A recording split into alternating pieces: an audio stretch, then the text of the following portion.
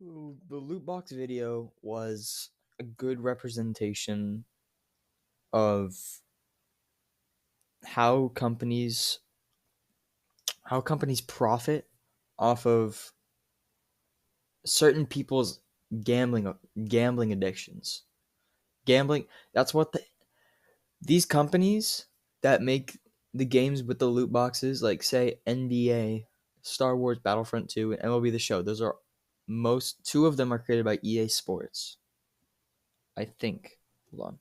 Yes, two of them are created by EA Sports, and EA Sports has a lot of these games where they promote gambling with these loot boxes. These loot boxes, like you spend money, and there is always a slight chance of getting what you want, but it's almost never, which is what gambling mostly is.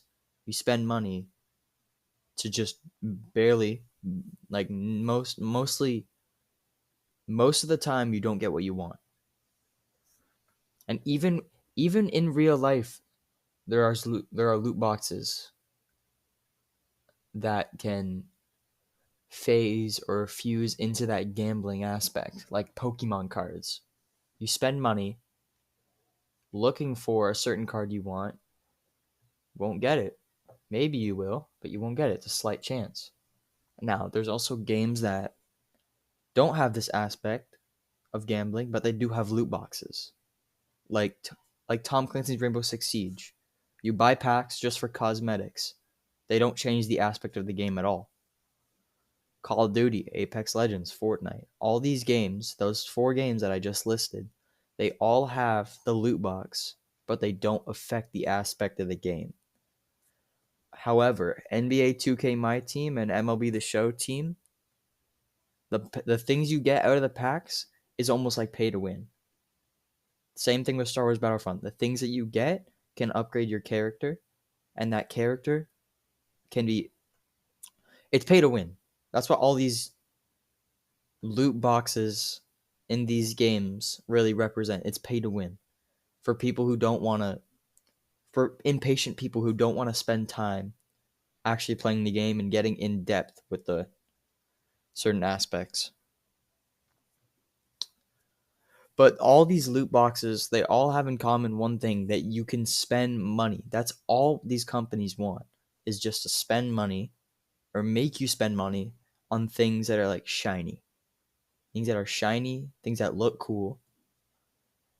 But the games that are more popular are the games that you can spend money on, but they don't change the aspect at all. Skill-based games are what separates these gambling loot boxes and those fun loot boxes. Fun, I guess.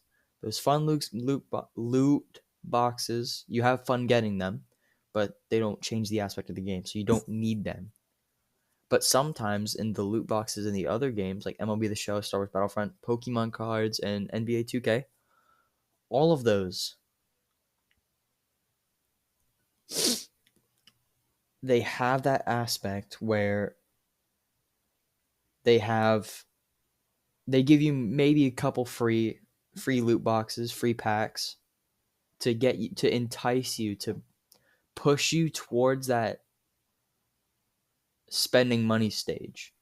And once you hit that spending money stage, you can't go back. I did that. I spent over $200 on NBA 2K, and it was not worth it. I am definitely a victim to the virtual gambling scheme that the companies expel onto people. But in conclusion, these games, even the ones that are pay to win, you don't need to pay. You don't need to buy anything. You can spend time. It's just all these sorry. All the games that are pay to win, they try super hard to push you into buying stuff. Whether the games that don't, that's where they make the most money. They definitely make the most money off of the games that have cosmetics. Why? I should have searched that up, but I do know this. The cosmetics are definitely worth more than the things in the pay to win games. I do know that.